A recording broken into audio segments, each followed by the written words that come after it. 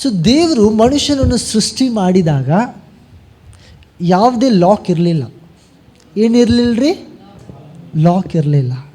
ಮತ್ತು ಅದಕ್ಕಾಗಿ ಯಾವುದೇ ಚಾವಿ ಅವಶ್ಯಕತೆಯೇ ಇರಲಿಲ್ಲ, ಕೀ ಅವಶ್ಯಕತೆ ಇರಲಿಲ್ಲ.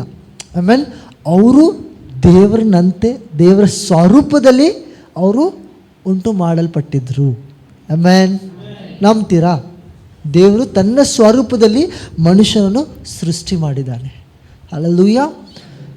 ಆದರೆ ಸೈತಾನನು ಬಂದು ಮನುಷ್ಯನಿಗೆ, ಆದಾಮ್ ಮತ್ತು ಹವ್ವಳಿಗೆ ಏನು ಮಾಡಿದ? ಮೋಸ ಮಾಡಿ, ನೀವು ದೇವರ ಹಾಗೆ ಇಲ್ಲ, ನೀವು ಹಣ್ಣನ್ನು ತಿಂದರೆ, ನೀವು ತಪ್ಪು ಮಾಡಿದರೆ ನೀವು ದೇವ್ರ ಹಾಗೆ ಆಗ್ತೀರಿ ಅಂತ ಅವರನ್ನು ಏನು ಮಾಡಿದ? ಮೋಸ ಮಾಡಿದ.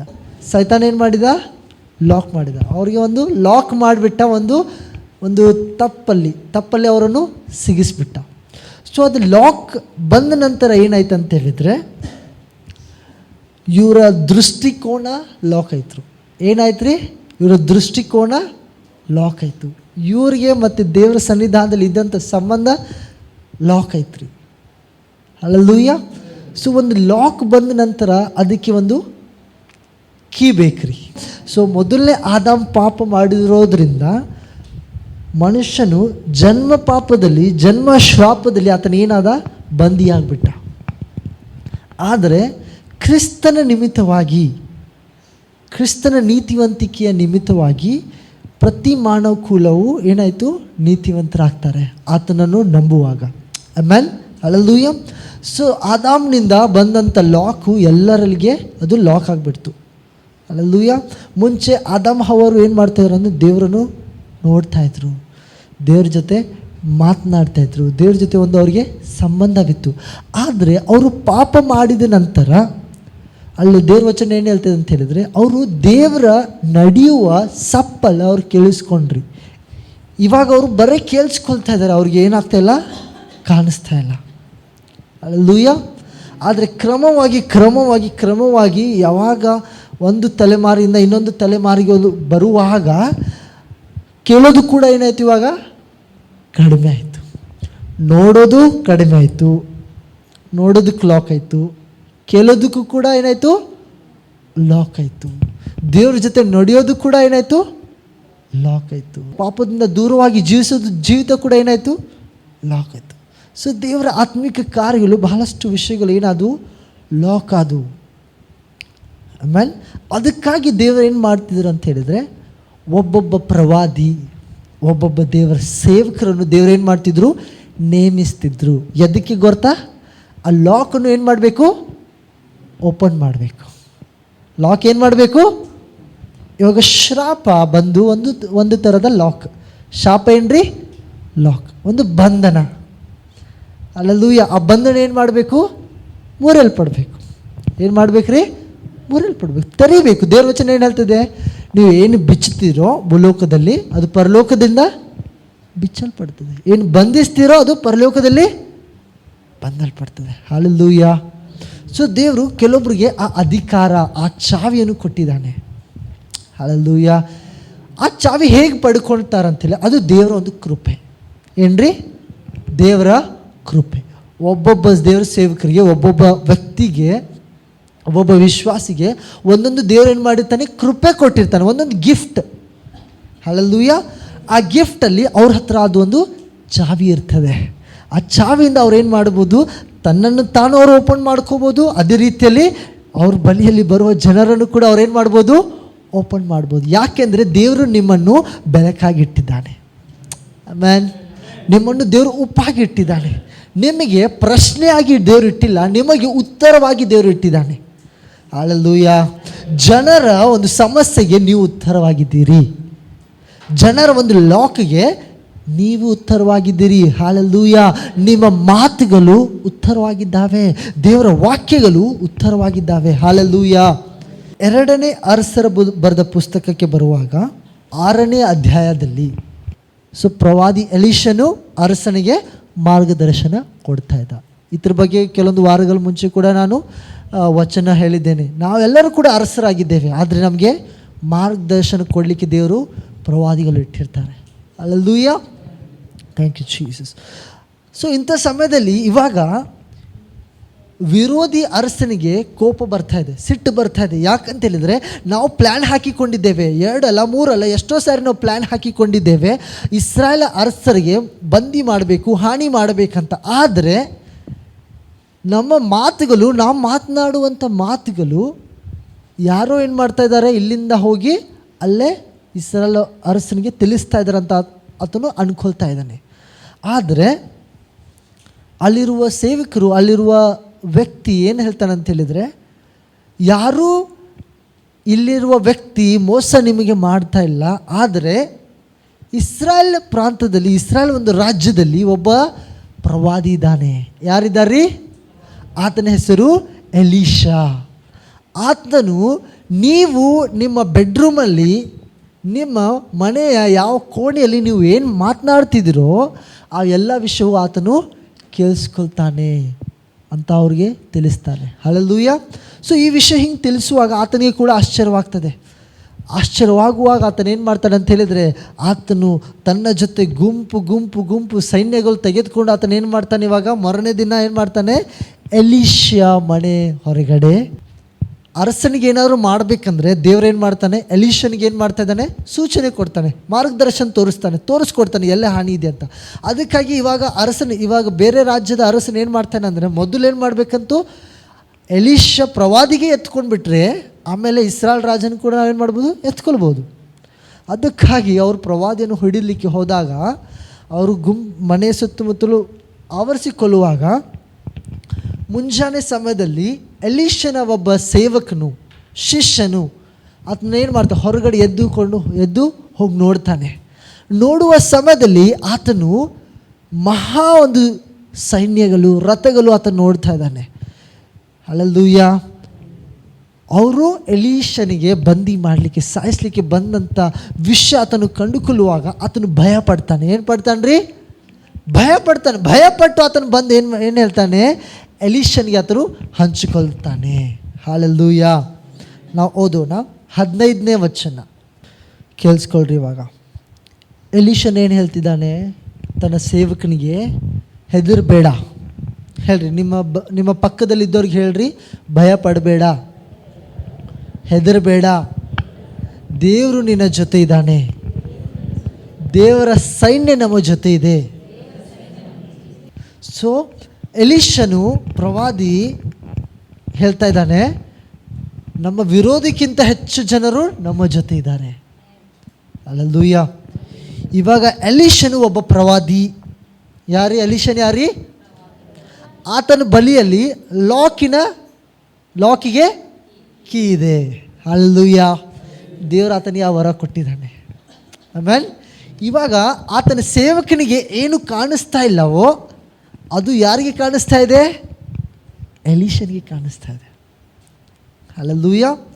ಬಹಳಷ್ಟು ವಿಶ್ವಾಸಿಗಳಿಗೆ, ಬಹಳಷ್ಟು ಜನರಿಗೆ, ದೇವರ ಮಕ್ಕಳಿಗೆ ಆತ್ಮಿಕ ವಿಷಯಗಳು ಸುಲಭವಾಗಿ ಅರ್ಥವಾಗೋದಿಲ್ಲ. ಅವರು ಆ ದೃಷ್ಟಿಯಲ್ಲಿ ಅವರು ನೋಡೋದಿಲ್ಲ. ಆದರೆ ನಂಬಿಕೆಯಲ್ಲಿ ನಡೆಯುವ ವ್ಯಕ್ತಿ ಏನು ಮಾಡ್ತಾನೆ, ಅದನ್ನು ನೋಡಿರ್ತಾನೆ. ದೇವರ ವಚನ ಹೇಳ್ತದೆ, ನಾವು ನೋಡಿ ನಡೆಯೋರಲ್ಲ, ಆದರೆ ನಾವು ನಂಬಿಕೆಯಿಂದ ನಡೆಯುವವರು. ಹಲ್ಲೆಲೂಯಾ. ಯೇಸು ಕ್ರಿಸ್ತನು ಸತ್ತ ನಂತರ 3 ದಿನ ಆದ ನಂತರ ಮೃತ್ಯುಂಜಯನಾಗಿ ಎದ್ದು ಬರ್ತಾನೆ. ಹಲ್ಲೆಲೂಯಾ. ಮೃತ್ಯುಂಜಯನಾಗಿ ಯೇಸು ಕ್ರಿಸ್ತನು ಮತ್ತೆ ಜೀವಂತನಾಗಿ ಎದ್ದು ಬರುವಾಗ ಯೇಸು ಕ್ರಿಸ್ತನ ಸ್ವಂತ ಶಿಷ್ಯನು ಸಂಶಯ ಪಡ್ತಾನೆ. ಏನು ಸಂಶಯ ಪಡ್ತಾನೆ? ಯೇಸು ಸ್ವಾಮಿ ಎದ್ದು ಬಂದಿದ್ದಾನೆ ಅಂತ ಹೇಳಿದರೆ ನಾನು ನಂಬೋದಿಲ್ಲ, ಯಾಕಂದರೆ ಆತನು ಸತ್ತು ಹೋಗ್ಬಿಟ್ಟಿದ್ದಾನೆ.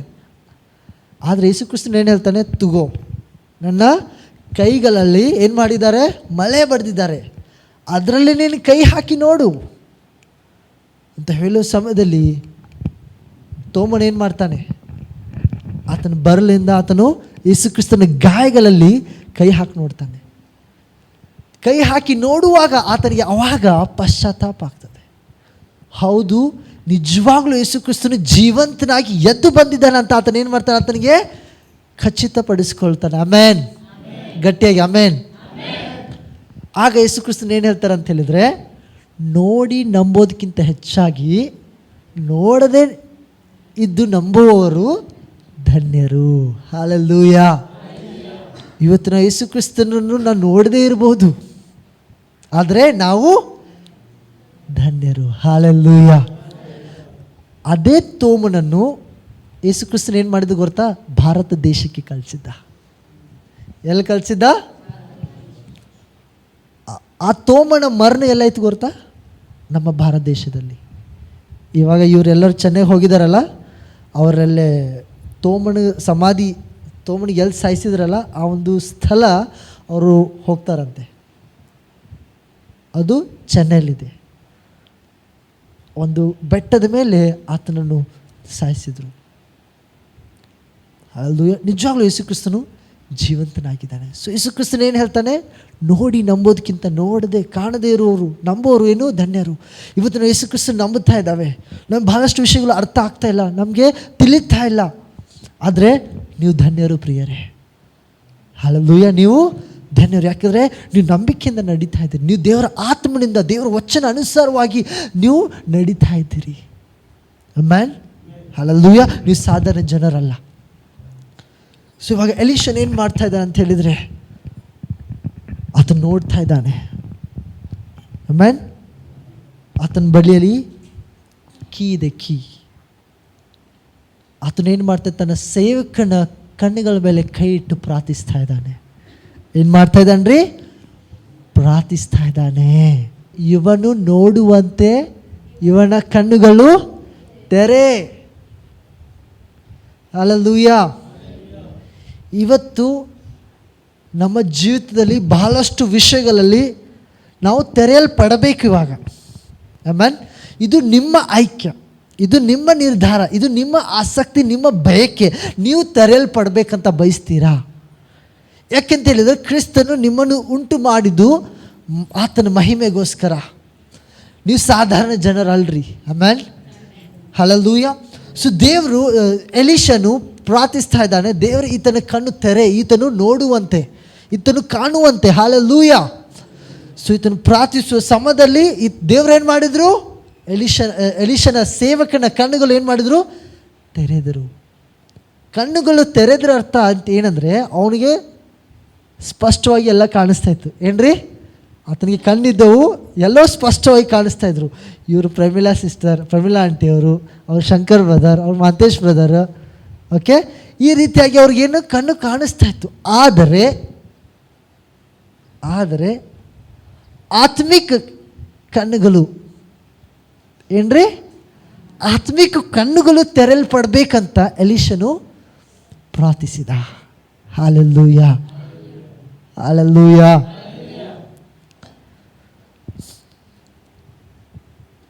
ಅದಾದ ನಂತರ ಆ ಸೇವಕನ ಕಣ್ಣುಗಳೇನಾದವು? ತೆರೆಯಲ್ಪಟ್ಟವು. ತೆರೆಯಲ್ಪಟ್ಟ ನಂತರ ಆತನೇನು ನೋಡ್ತಾನೆ ಗೊತ್ತಾ? ಓದೋಣ ಮುಂದೆ. ಎಲಿಷನಿಗೋಸ್ಕರ. ಯಾರಿಗೋಸ್ಕರ? ಎಲಿಷನಿಗೋಸ್ಕರ. ಎಲಿಷನ ಪರವಾಗಿ ಯುದ್ಧ ಮಾಡಲಿಕ್ಕೆ, ರಕ್ಷಿಸಲಿಕ್ಕೆ, ಸಂರಕ್ಷಿಸಲಿಕ್ಕೆ ಆತನನ್ನು ಆವರಿಸಿಕೊಂಡಂಥ ರಥಗಳು, ಪರಲೋಕದ ಸೈನ್ಯಗಳು, ಕುದುರೆಗಳು. ಹಲ್ಲೆಲೂಯ. ಆತನೇನು ಮಾಡ್ತಾನೆ ಇವಾಗ? ನೋಡ್ತಾ ಇದ್ದಾನೆ. Thank you Jesus. ಹಲ್ಲೆಲೂಯ. ದೇವ್ರ ವಚನ ಏನು ಹೇಳ್ತದೆ? ನಿಮ್ಮ ಕಾಲು ಬಂಡೆಗೆ ತಗಲದ ಹಾಗೆ ದೇವರು ತನ್ನ ದೂತರಿಗೆ ಅಪ್ಪಣೆ ಕೊಡ್ತಾನೆ. ಆಮೆನ್. ಇದರರ್ಥ ನೀವು ಯಾವಾಗ ಸಮಸ್ಯೆನಲ್ಲಿ ಸಿಕ್ಕಾಕೊಂಡಿರ್ತೀರಿ, ನೀವು ಯಾವಾಗ ನೋವಿನಲ್ಲಿರ್ತೀರಿ, ಆಗ ದೇವ್ರು ಏನು ಮಾಡ್ತಾನೆ ಗೊತ್ತಾ? ತನ್ನ ದೂತರನ್ನು ಕಳಿಸ್ತಾನೆ. ಹಲ್ಲೆಲೂಯ. ಇನ್ನೊಂದು ಪ್ರವಾದಿ ಎಲಿಯ, ಆತನಿಗೆ ತಿನ್ನಲಿಕ್ಕೆ ಊಟ ಇಲ್ಲ ಅಂದರೆ ದೇವ್ರೇನು ಮಾಡ್ತಾರೆ ಗೊತ್ತಾ? ದೇವರು ಕಾಗಿಯನ್ನು ಕಳಿಸಿ ಆತನಿಗೆ ಆಹಾರವನ್ನು ಒದಗಿಸ್ತಾ ಇದ್ರು. ದೇವರು ಜನರನ್ನು ಅಪ್ಪಣೆ ಮಾಡ್ತಾಯಿದ್ರು. ಜನರ ಹೃದಯದಲ್ಲಿ ದೇವರೇನು ಮಾಡ್ತಿದ್ರು? ಮಾತುಗಳನ್ನು, ಆಸೆಗಳನ್ನು, ಆ ಕೆಲಸವನ್ನು ಹಾಕ್ತಾ ಇದ್ರು. ನೀನು ಸೇವಕರನ್ನು ಕೊಡಬೇಕು, ನೀನು ಸೇವಕರನ್ನು ಒದಗಿಸಬೇಕು ಅಂತ. ಹಲ್ಲೆಲೂಯ. ಸೊ ದೇವರೇನು ಮಾಡೋನಾಗಿದ್ದಾನೆ ಅಂತ ಹೇಳಿದರೆ, ತನ್ನ ದೂತರನ್ನು ಕೂಡ ಇಡೋನಾಗಿದ್ದಾನೆ, ದೇವರು ತನ್ನ ಜನರನ್ನು ಕೂಡ ಉಪಯೋಗಿಸಿಕೊಳ್ಳೋನಾಗಿದ್ದಾನೆ. ಹಲ್ಲೆಲೂಯ. ಸೊ ಆತನು ಎಲೀಷ ಪರವಾಗಿದ್ದಂಥ ಸೈನ್ಯಗಳನ್ನು ಆತನು ನೋಡ್ತಾನೆ, ಆತನು ಆಶ್ಚರ್ಯ ಹೊಂದುತ್ತಾನೆ. ಹಲ್ಲೆಲೂಯಾ. ಇವತ್ತಿನ ಉದ್ದೇಶ ಏನಂತ ಹೇಳಿದರೆ, ಹೌದು ನಿಮ್ಮ ಜೊತೆ ದೇವರಿದ್ದಾರೆ, ದೇವರ ಪ್ರಸನ್ನತೆ ಇದೆ, ದೇವರ ಅಭಿಷೇಕ ಇದೆ, ದೇವರ ದೂತರಿದ್ದಾರೆ. ಆದರೆ ಅದನ್ನು ನೀವು ಅನುಭವಿಸಬೇಕು, ಅದರಲ್ಲಿ ನೀವು ಬೆಳೆಯಬೇಕು, ಅದನ್ನು ನೀವು ನೋಡಬೇಕು ಅಂತ ನೀವು ಬಯಸೋದಾದರೆ ನಿಮಗೆ ಯಾರೋ ಒಬ್ಬರು ಪ್ರಾರ್ಥಿಸಬೇಕು. ಏನು ಮಾಡಬೇಕ್ರಿ? ಪ್ರಾರ್ಥಿಸಬೇಕು, ಓಪನ್ ಮಾಡಬೇಕು, ಚಾವಿ ಓಪನ್ ಮಾಡಬೇಕು. ಹಲ್ಲೆಲೂಯಾ. ಇವತ್ತು ಪ್ರಾರ್ಥನೆ ಅಂದರೆ ಜನರಿಗೆ ಏನಾಗಿದೆ, ಏನು ಪ್ರಾರ್ಥನೆ ಮಾಡ್ತಾರ್ತು, ನಮಗೇನು ಗೊತ್ತಿಲ್ಲ ಏನು ಪ್ರಾರ್ಥನೆ ಮಾಡೋಕ್ಕೆ, ನಮಗೆ ಪ್ರಾರ್ಥನೆ ಮಾಡೋಕ್ಕೆ ಗೊತ್ತಿಲ್ಲೇನು ಅಂತ ನಾವು ಅಂದ್ಕೊಳ್ತೇವೆ. ಆದರೆ ಬೀಗ ದೇವ್ರೇನು ಮಾಡಿರ್ತಾರೆ, ಕೆಲವೊಬ್ಬರು ಅಧಿಕಾರಿ, ಆತ್ಮಿಕ ಅಧಿಕಾರಿಗಳಿಗೆ ದೇವರು ಕೊಟ್ಟಿರ್ತಾರೆ. ಹಲ್ಲೆಲೂಯಾ. ದೇವರು ಸಮಯೋಲ್ ಅನ್ನು ಉಪಯೋಗಿಸಿಕೊಂಡ್ರು. ಎದಕ್ಕೆ ಗೊತ್ತಾ? ಅಭಿಷೇಕಿಸೋದಕ್ಕೋಸ್ಕರ. ಎದಕ್ಕೆ ರೀ? ಒಬ್ಬ ಜೀವಿತ, ಒಂದು ವ್ಯಕ್ತಿಯ ಜೀವಿತದಲ್ಲಿ ಆತನ ಕರುವಿಕೆ ಏನಿದೆ, ಆತನ ಸ್ಥಾನ ಏನು, ಆತನ ಪದವಿ ಏನು ನಿರ್ಧಾರ ಮಾಡಲಿಕ್ಕೆ ಅಥವಾ ಆತನಿಗೆ ತೋರಿಸಲಿಕ್ಕೆ ದೇವರೇನು ಮಾಡಿ ಸಮಯೋಲನ್ನು ಉಪಯೋಗಿಸಿಕೊಳ್ಳುತ್ತಾರೆ. ಸೊ ಸಮಯೋಲ್ ಏನು ಮಾಡ್ತಾ ಇದ್ದ? ಅವರ ಒಂದು ಸೇವೆ ತರಿತಾ ಇದ್ದ. ಹಲ್ಲೆಲೂಯಾ. ಅರ್ಥ ಆಯ್ತಾ? ಆತನು ದೇವ್ರು ಹೇಳ್ತಿದ್ರು, ತಗೋ ನಿನ್ನ ಕೊಂಬನ್ನು ಎಣ್ಣೆಯಿಂದ ತುಂಬಿಸಿಕೋ, ಹೋಗು ನಡಿ. ಯಾರಿಗೋ ಓಪನ್ ಮಾಡೋದೈತಿ, ಯಾರ್ದೋ ಲಾಕ್ ಓಪನ್ ಮಾಡೋದು. ಯಾರನ್ನೋ ಇವಾಗ ಸಾದಾ ವ್ಯಕ್ತಿ, ಸಾದಾ ಕುರುಬನಿಗೆ ಇವಾಗ ಅರಸನಾಗಿ ಮಾಡೋದೈತಿ, ಅವನು ಚಾವಿ ತೆಗೆಯೋಗೈತಿ. ಹಲ್ಲೆಲೂಯಾ. ಆತನ ಲಾಕ್ ಇವಾಗ ತೆರೆಯೋ ಸಮಯ ಬಂದಿದೆ. ಆಮೆನ್. ಹಲ್ಲೆಲೂಯಾ.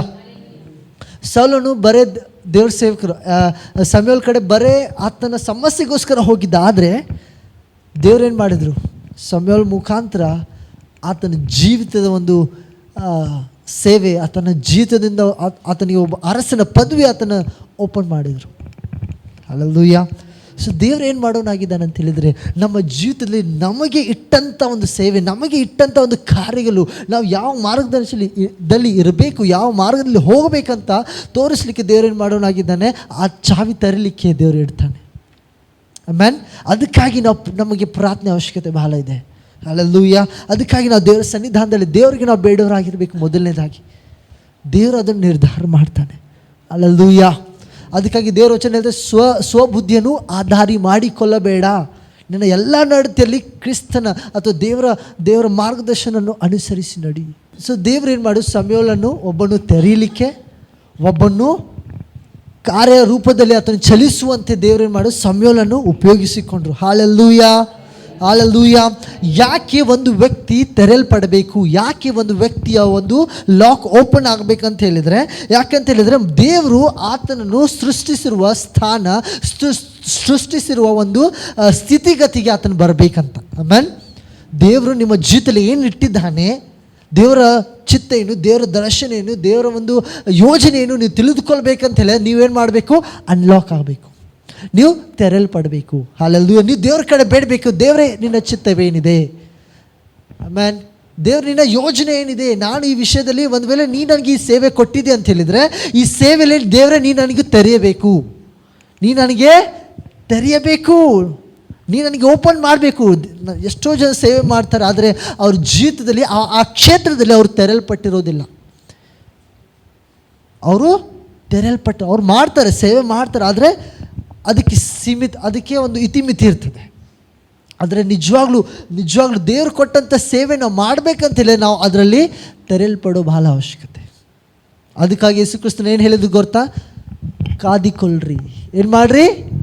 ಕಾದಿಕೊಳ್ಳ್ರಿ. ಎಷ್ಟೋ ತನಕ ಸಹಾಯಕನು ಬರೋದಿಲ್ಲ, ಎಷ್ಟೋ ತನಕ ದೇವರ ಆತ್ಮನ್ನು ಅಭಿಷೇಕನೇ ಹೊಂದಿಕೊಳ್ಳೋದಿಲ್ಲ, ಎಷ್ಟೋ ತನಕ ದೇವರ ಆತ್ಮಗಳು ನಿಮ್ಮ ಕಣ್ಣುಗಳನ್ನು ತೆರೆಯೋದಿಲ್ಲ, ಎಷ್ಟೋ ತನಕ ದೇವರ ಆತ್ಮ ನಿಮ್ಮ ಬಾಯಿಗಳನ್ನು ತುಂಬಿಕೊಳ್ಳೋದಿಲ್ಲ, ನಿಮ್ಮನ್ನು ತುಂಬಿಸಿಕೊಳ್ಳೋದಿಲ್ಲ, ಬೆಂಕಿ ನಿಮ್ಮನ್ನು ಆವರಿಸಿಕೊಳ್ಳೋದಿಲ್ಲ. ಅಷ್ಟೋ ತನಕ ನೀವು ಕಾದಿಕೊಳ್ಳ್ರಿ ದೇವರ ಸನ್ನಿಧಾನದಲ್ಲಿ.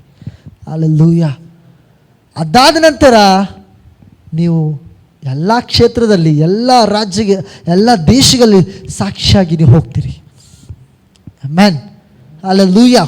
ಇವತ್ತು ನಾವು ಕಾದಿಕೊಳ್ಬೇಕು ಯಾರ ಮೇಲೆ? ದೇವರ ಪ್ರಸನ್ನತೆ ಮೇಲೆ, ದೇವರ ಮಾರ್ಗದರ್ಶನ ಮೇಲೆ, ದೇವರು ನಮ್ಮನ್ನು ತೆರೆಯುವಂತೆ.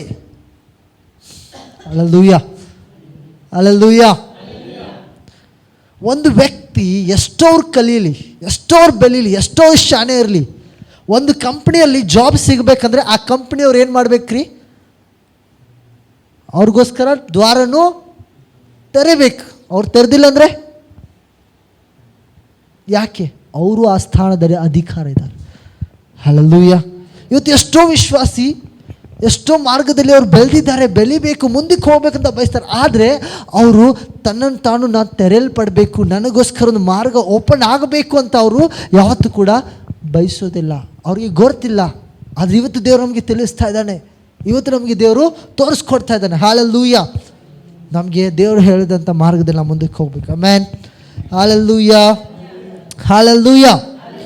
ನಮಗೆ ಪ್ರಾರ್ಥನೆ ಅವಶ್ಯಕತೆ ಇದೆ. ನಮ್ಮ ಮಧ್ಯದಲ್ಲಿ ಸೇವಕರನ್ನು ಭೇಟಿ ಮಾಡುವಾಗ ಅಥವಾ ದೇವರ ಸೇವಕರ ಬಳಿಯಲ್ಲಿ ನಾವು ಹೋಗುವಾಗ ಒಂದು ಆಸಕ್ತಿಯಿಂದ ನಾವು ಹೋಗಬೇಕು. ಬಹಳಷ್ಟು ಸಾರಿ ನಾವು ಪ್ರಾರ್ಥನೆಗೆ ಹೋಗ್ಬೇಕಂತೇಳಿ ಬರೇ ನಾವು ಬೆನ್ನು ನೋವು, ಹೊಟ್ಟೆ ನೋವು, ತಲೆನೋವು, ಕಾಲು ನೋವು, ಆ ಸಮಸ್ಯೆ ಈ ಸಮಸ್ಯೆ ಬರೀ ಇದಕ್ಕೋಸ್ಕರ ಹೋಗ್ತೇವೆ. ಆದರೆ ದೇವರ ಅಭಿಷೇಕದಗೋಸ್ಕರ ಏನ್ರಿ? ದೇವರ ಅಭಿಷೇಕದಗೋಸ್ಕರ ಹೋಗ್ತೇವಾ? ತೆರೆಯಲ್ಪಡೋದಕ್ಕೋಸ್ಕರ ಹೋಗ್ತೇವಾ? ವಿಧೇಯತೆ ಬಹಳ ಪ್ರಾಮುಖ್ಯ. ಏನ್ರಿ? ವಿಧೇಯತೆ, ಅಧೀನತೆ ಬಹಳ ಪ್ರಾಮುಖ್ಯ. ಅಧೀನತೆ ಇಲ್ಲದೆ, ಒಬ್ಬರ ಅಧೀನತೆಯಲ್ಲಿ ನಾವು ಹೋಗದೆ ನಾವು ತೆರೆಯಲ್ಪಡಲಿಕ್ಕೆ ಆಗೋದಿಲ್ಲ.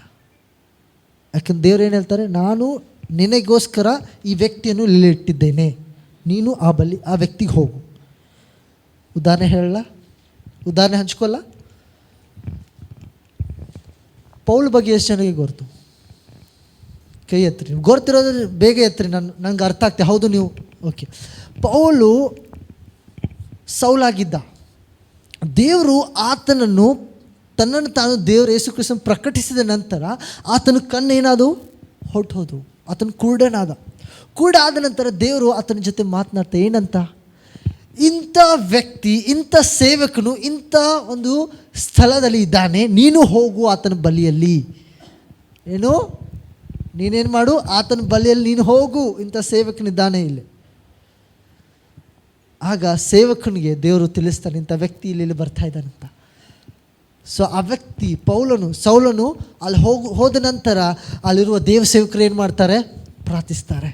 ಪ್ರಾರ್ಥಿಸಿದ ನಂತರ ಆತನ ಕಣ್ಣುಗಳು ಏನದು? ತೆರೆಯಲ್ಪಟ್ಟು. ಆಮೆನ್. ಸೊ ದೇವ್ರು ಏನು ಮಾಡೋನಾಗಿದ್ದಾನೆ?